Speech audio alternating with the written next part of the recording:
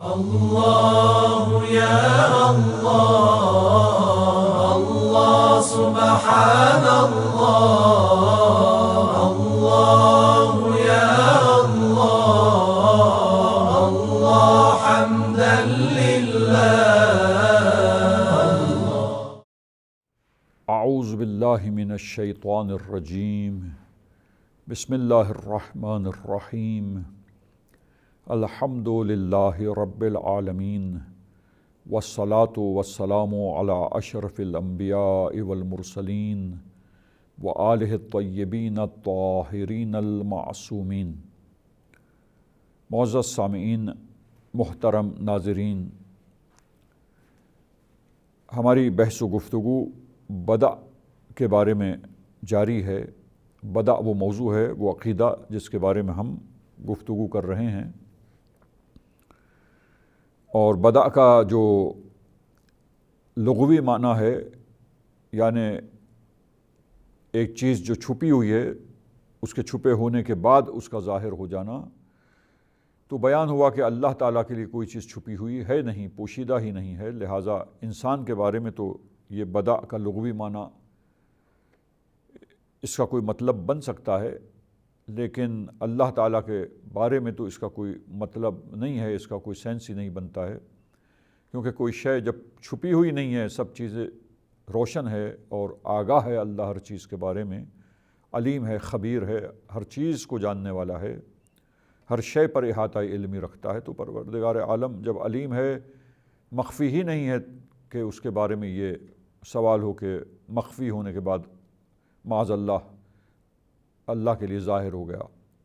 تو پھر بدع جو عقیدہ ہے اور معصومین علیہم السلام نے اسے بیان کیا ہے، اور ایک روایت بھی آپ سامعین کرام کی خدمت میں پیش ہوئی تھی، اور اس کے مطلب کو، اس کے معنی کو ہمیں بدع جو عقیدہ ہے اس کے مطلب کو کہ اللہ تعالیٰ کے بارے میں بدع جو ہے اور فیصلوں کی تبدیلی جو ہے اس کے کیا معنی ہے، اور اس کے بارے میں کیا صحیح امیج اور کیا صحیح اس کے بارے میں تصور ہے، اور کیا عقیدہ ہے یہ کہ جو معصومین علیہم السلام نے بیان فرمایا ہے. آج بھی ہم ایک روایت ہی سے آغاز کرتے ہیں بحث و گفتگو کا، اور وہ روایت ہے مولا ابو الحسن الرضا علیہ السلام سے، ہمارے 8ویں امام سے منقول روایت کافی ہی میں موجود ہے، اصول کافی میں. اور امام علیہ السلام کا 8ویں امام کا ارشاد ہے: یکون الرجل یصل رحمہ فیکون قد بقی من عمرہ 3 سنین فیسیرہ اللہ 30 سنہ ویفعل اللہ ما یشاء. ایک شخص جو صلہ رحم کرتا ہے، اپنے رشتہ دار کے حقوق ادا کرتا ہے، رشتہ داروں کے ساتھ اچھا و نیک سلوک کرتا ہے، تو اللہ تعالیٰ اگر اس کے عمر کے 3 سال باقی رہ گئے ہیں موت آنے میں، تو اللہ تعالیٰ اس کو 3 سال سے ایکسٹینڈ کر دیتا ہے اس کی مدت حیات کو، اور 30 سال موت آگے ٹال دیتا ہے. 3 سال کے بجائے 30 سال بعد پھر اسے موت آتی ہے. لہٰذا جو اپنے رشتہ داروں کے ساتھ مسلسل نیکیاں کرے اور ان کے حقوق کی ادائیگی کرے، تو یہ فائدہ عمر طولانی ہو جاتی ہے. وَيَفْعَلُ اللَّهُ مَا يَشَاءُ، اور اللہ جو چاہتا ہے کرتا ہے. تو اب عزیزان گرامی، یہ اللہ تعالیٰ نے موت پس لکھی تھی، اور لکھنے کے بعد اس کو مکتوب کو بدل دیا، اور بدلنے کے بعد ایکسٹینشن ہو گیا، اور 3 سال کے بعد اب وہ جو لکھی ہوئی موت تھی وہ ٹل گئی، اور اب 30 سال کے بعد آئے گی جو صلہ رحم کرتا رہے اس کے لیے. اور رزق میں برکت ہوگی، جو رزق لکھا تھا اس میں مزید اضافی لکھ دیا جائے گا، ایڈیشن کر دیا جائے گا، اور زیادہ کر دیا جائے گا، اس کے رزق کو برکت ہو جائے گی رزق میں. اگر آفتیں، بیماریاں لکھی تھی، وہ بیماریاں ختم ہو جائیں گی، آفتیں ٹل جائیں گی، مصیبت جو ہے وہ دفع ہو جائے گی، دور ہو جائے گی انسان سے. تو اب یہ روایتیں عزیزان گرامی، یہ تو مثال کے طور پر ہم نے 2 روایتیں آپ سامعین کرام کی خدمت میں پیش کی ہیں. اب دیکھیے کہ اللہ کا علم ازلی جو تھا عزیزان گرامی کے بندوں کے ساتھ کیا ہوگا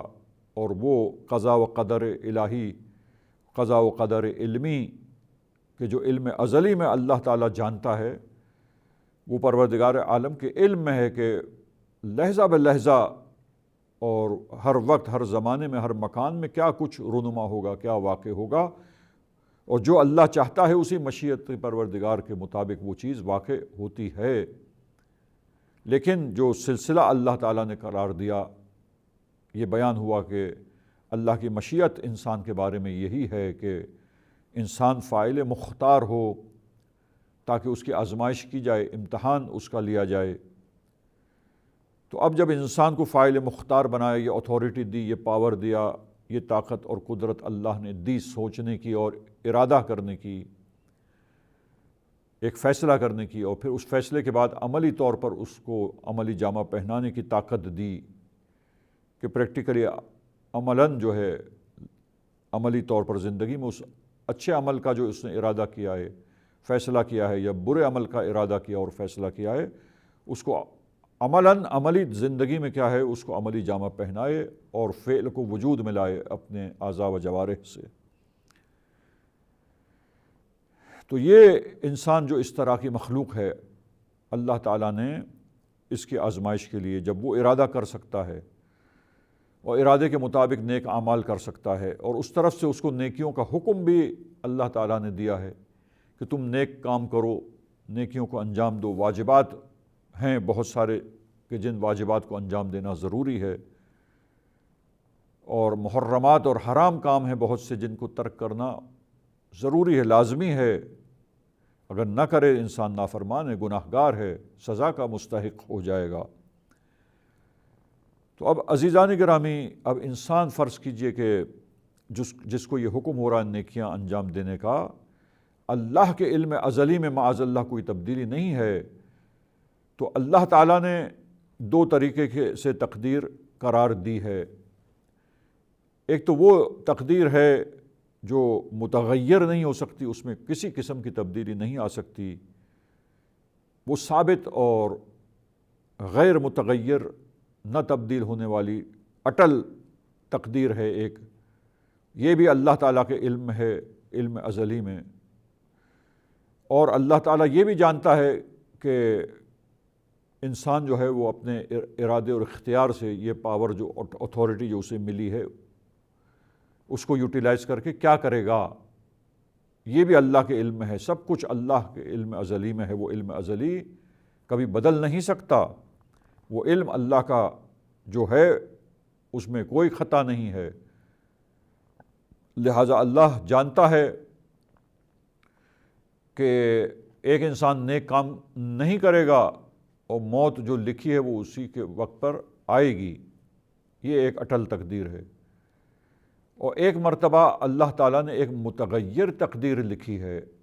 متغیر تقدیر لکھنے کا فلسفہ کیا ہے؟ وہ در حقیقت انسان کو شوق دلانا ہے کہ دیکھو اسی دنیا میں ہی تمہارے لیے بہت ساری بھلائیاں ہیں۔ یعنی اللہ نے ایک مشروط تقدیر لکھی، اس لیے نہیں معاذ اللہ کہ اللہ کو علم نہیں ہے کہ انسان کیا کرنے والا ہے، یہ تو اللہ جانتا ہے، ازل سے جانتا ہے کہ جب انسان کو اللہ پیدا کرے گا اور پیدا کرنے کے بعد یہ اختیار دے گا تو وہ اپنے اختیار سے کس وقت کس کام کو انجام دے گا، یہ سب کچھ علم الہی میں ہے پہلے سے، ہمیشہ سے۔ تو عزیزان گرامی، اب اللہ تعالیٰ تو جاننے والا ہے، لیکن در حقیقت جب انسان کو فاعل مختار بنایا ہے تو ایک محرک انسان میں وجود کرنے کے لیے یہ اللہ کا نظام ہے کہ ایک غیر متغیر تقدیر اور کتاب ہے، اور ایک متغیر کتاب اللہ نے لکھ دی ہے۔ یہ کس لیے لکھی؟ اس کا تعلق یہ نہیں ہے کہ اللہ کو علم نہیں، معاذ اللہ، نہیں، اللہ تو جانتا ہے، لیکن پھر جاننے کے باوجود یہ متغیر ہونے کا امکان، پاسبلٹی جس میں ہے، اس تقدیر کو اللہ نے کیوں قرار دیا ہے؟ اس تقدیر کو اس لیے قرار دیا ہے کہ ایسا نہیں ہے کہ اللہ نہیں جانتا اور بعد میں اللہ کے لیے روشن ہوگا کہ انسان کیا کام کرتا ہے، معاذ اللہ، ایسا نہیں ہے، لیکن یہ انسان میں محرک پیدا کرنے کے لیے ہے کہ دیکھو ایک غیر متغیر تقدیر تو ہے اپنے مقام پر، لیکن ایک اللہ تعالیٰ نے تقدیر جو کی ہے، اندازہ جو کیا ہے، اس کو تمہارے لیے جو مقدر کیا ہے مشروط طریقے سے اور متغیر ہونے والی اور تغیر کے قابل تقدیر ہے، اور ایک ایسی کتاب ہے جس میں متغیر ہونے کے قابل اندازے جو ہے وہ قرار دیے ہیں پروردگار عالم نے۔ کیوں ایسا کیا اللہ تعالیٰ نے؟ اس کا فلسفہ یہی ہے کہ اللہ تو علیم ہے، جاننے والا ہے، پھر اس کی کیا ضرورت ہے کہ انسان کو اللہ تعالیٰ نے یہ کہا کہ اگر تم صدقہ دو گے تو موت ٹل جائے گی، اگر صدقہ دو گے تو جو رزق لکھا ہے اس میں اضافہ ہو جائے گا۔ تو جو رزق لکھا ہے وہ کون سا لکھا ہوا رزق ہے، وہ کون سی لکھی ہوئی موت ہے جو آگے ٹل جائے گی؟ عزیزان گرامی، یہ وہ ہے کہ جو متغیر ہونے والی تقدیر اللہ نے قرار دی ہے، اور اس کا فلسفہ اللہ تو جاننے والا ہے کہ انسان اس اختیار سے کیا کرے گا، اور وہ موت ٹلے گی یا نہیں، یا مصیبت آئے گی یا نہیں۔ تو عزیزان گرامی، یہ اس لیے قرار دیا ہے کہ انسان مشتاق ہو جائے، نیکیوں کی طرف راغب ہو جائے کہ ہاں اگر میں نے صدقہ دیا، میں نے صلہ رحم کیا تو میری موت ٹل جائے گی، میری عمر طولانی ہو جائے گی، پس لکھی ہوئی تقدیر تبدیل ہوگی۔ پس ایک تقدیر وہ ہے، ایسی لکھی ہوئی ہے، ایسی کتاب میں ہے جہاں پہ اللہ تغییر و تغیر کے قابل رکھا ہے اللہ تعالیٰ نے، تاکہ انسان کو مشتاق کرے، انسان میں محرک پیدا کرے، انسان کو راغب کرے اس بات کی طرف کہ وہ اگر نیکیوں کو انجام دے گا تو اس کے لیے وہ ایسی تقدیر جو چینجنگ کے قابل ہے، کہ جس میں چینجنگ اللہ نے ایسا لکھا ہے کہ ہو سکتی ہے۔ کیوں لکھا ہے؟ تاکہ انسان مشتاق ہو نیک کام کرنے کا، اور اچھے نتائج اور فوائد اس دنیا میں حاصل کرنے کے لیے انسان ان بھلائیوں کو، دنیاوی بھلائیوں کو اور خیر کو حاصل کرنے کے لیے انسان اس میں ایک محرک ایجاد ہو کہ صلہ رحمی کرے، رشتہ داروں کے ساتھ نیک سلوک کرے، ان کے حقوق کو ادا کرے، بے توجہی نہ کرے اس سلسلے میں، اور اسی طرح عزیزان گرامی جو ہے وہ برے کاموں سے بچنے کی کوشش کرے۔ اس کے برے نتائج اسی دنیا میں آ سکتے ہیں، بیان ہوئے ہیں بہت سی روایتوں میں۔ لہٰذا انسان مشتاق ہوتا ہے کہ نیکیوں کا انجام دے، صدقہ دے راہ خدا میں، کیونکہ صدقہ دینے سے بلائیں ٹلتی ہیں، صدقہ دینے سے موت ٹلتی ہے، عمر طولانی ہوتی ہے۔ صدقہ جو ہے وہ بہت سے فوائد، رزق میں برکت لاتا ہے انسان کے لیے، روزی میں اضافہ ہوتا ہے، برکت ہوتی ہے انسان کے لیے۔ تو یہ عزیزان گرامی جو روایت میں آیا ہے، یہ انسان کو رغبت نیکیوں کی طرف دلانے کے لیے، تاکہ رغبت پیدا ہو، محرک پیدا ہو، اور اس کے اندر حرکت پیدا ہو، نیکیوں کی طرف بڑھنے کی جذبہ پیدا ہو، اور انسان نیکیوں کی طرف کھنچ کے جائے اور نیکیوں کو انجام دے، اس دنیاوی خیر اور دنیاوی فوائد کو جو اللہ نے قرار دیے ہیں اس قابل تغییر کتاب کے اندر، وہ تقدیر کہ جس تقدیر میں اللہ نے یہ رکھا ہے کہ وہ تبدیل ہو سکتی ہے، اس کا ہدف اور مقصد یہ ہے کہ انسان میں محرک اور شوق اور ولولہ اور جذبہ پیدا کیا جائے۔ تو عزیزان گرامی، پس بدا جو چینج ہے وہ لغوی معنی میں انسانوں کے لیے ہے، لیکن اللہ تعالیٰ کے لغوی معنی میں بدا نہیں ہے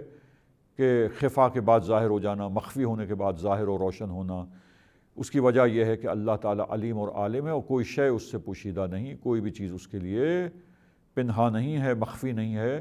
پس لغوی معنی میں بدا اللہ کے حق میں نہیں ہو سکتا، محال ہے۔ پھر کیا ہے بدا؟ وہ عقیدہ ہم شیعہ اثنا عشری کا اللہ تعالیٰ کے بارے میں، یعنی یہ وہ قابل تغییر تقدیر اور کتاب ہے کہ جس میں اس فلسفے کے تحت کہ انسانوں کو نیکیوں کی طرف رغبت دلائی جائے، شوق دلایا جائے۔ اللہ نے کچھ تقدیریں جو قابل تغییر ہے اس انداز سے لکھ دی ہیں ٹیمپرری کے، شوق دلایا کہ تم نیک کام کرو تاکہ نیک کام کرے، اور اس ٹیمپرری تقدیر کو اللہ بدل دے۔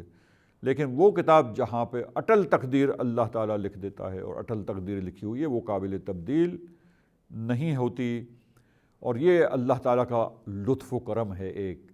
کہ یوں اللہ نے جذبہ پیدا کرنے کے لیے اس کو قرار دیا ہے